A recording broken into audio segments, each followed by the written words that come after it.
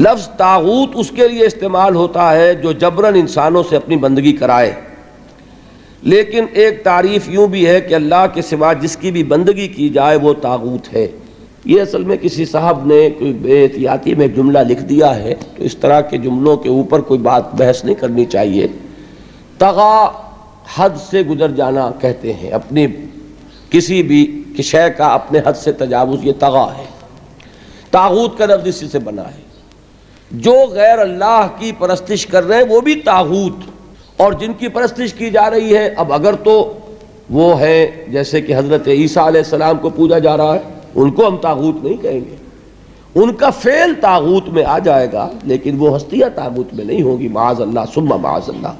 لیکن جو جبراً اپنی بندگی کروائے اللہ کے سوا، وہ یقیناً طاغوت میں آ جائیں گے۔ اور کوئی بھی اللہ کا رسول یا اللہ کا ولی جو ہے، وہ کبھی بھی انسانوں کو اپنا بندہ بننے کے لیے نہیں کہتا۔